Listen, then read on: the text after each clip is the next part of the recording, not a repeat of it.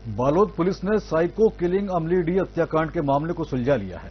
13 अप्रैल को गोंदली जलाशय किनारे जंगल में मिले शव की शिनाख्त कर पुलिस ने आरोपी को गिरफ्तार कर लिया है। बता दें, पूरा मामला प्रेम प्रसंग का निकला। शादीशुदा महिला के प्रेमी ने ही अपनी प्रेमिका के टुकड़े कर शव को जंगल में फेंक दिया था। एसपी एसआर भगत और एडिशनल एसपी अशोक जोशी के सफल निर्देशन में एसडीओपी देवांश राठौर और टीआई रविशंकर पांडे ने संदेह कत्ल की गुत्थी को सुलझा लिया है। ये पता चल गया कि वो महिला 10 अप्रैल से गायब थी और उसका जो पति था, रियल पति था, वो केसकाल तरफ काम करने गया हुआ था, तो उससे कुछ लीड नहीं मिली।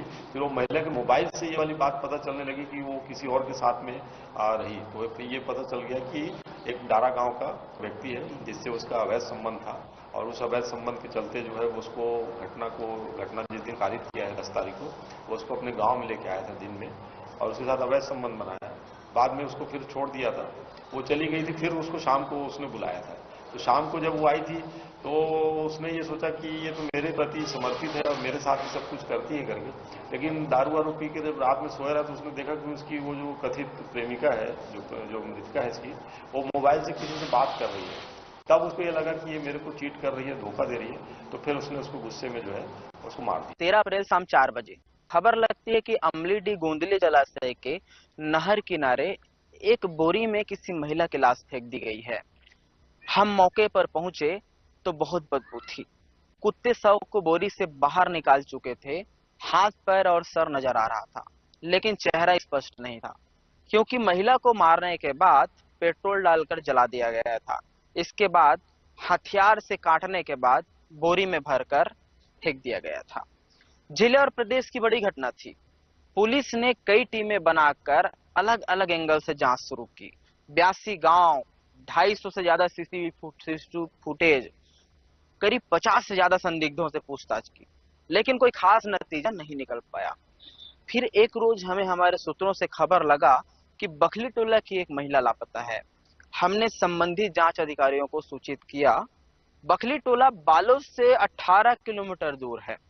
हम बालोद टीआई रविशंकर पांडे, भोप सिंह साहू और मेरे सहयोगी सोमकांत के साथ बखरी टोला पहुंचे। गांव में जुड़वास माता पहुंचाने का कार्यक्रम चल रहा था।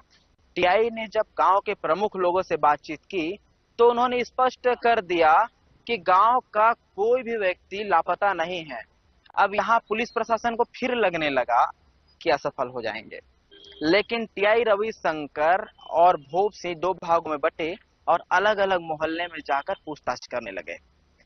करीब 2 घंटे के प्रयास के बाद फाइनली एक घर ऐसा मिला जहां की एक महिला 3 महीने से घर पर नहीं है। संदेह तो पति पर था, लेकिन पुलिस प्रशासन की पूरी टीम डीएसपी देवांश राठौर के नेतृत्व में आधे रात को आधे दर्जन से लोगों से पूछताछ कर डाली।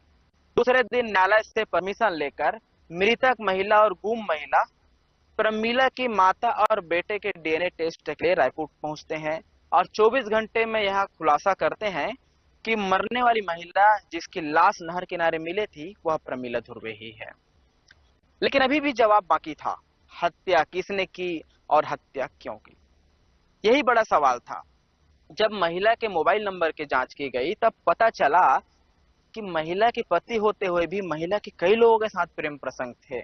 बालोद एसपी एसआर भगत ने प्रेस कॉन्फ्रेंस करने के दौरान बताया कि महिला के पति जब काम के सिलसिले से बाहर थे तब उनके अनुपस्थिति में ही महिला अपने प्रेमी डारा गांव निवासी दीपक साहू के घर गई हुई थी।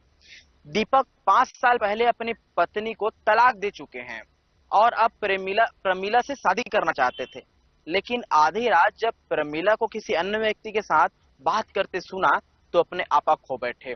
उसके बाद साड़ी से उनका गला घोटा और इसके बाद अपनी गाड़ी से पेट्रोल निकालकर महिला को जला डाला। इसके बाद वो यही नहीं रुके, हाशिया से उनके शरीर के कई टुकड़े करने के बाद उसे बोरी में भरा और जलाशय के किनारे फेंक आया। तो यह तो था बालोद जिले के अंधे कत्ल की कहानी, साइको किलिंग का मामला, जिसकी पूरी कहानी हमने आपको बताई है। बालोद पुलिस ने पूरे मामले को सुलझा लिया है। फिलहाल आरोपी दीपक साहू को जेल भेज दिया गया है। कैमरा पर्सन विकास यादव के साथ संजय सोनी, बालोद।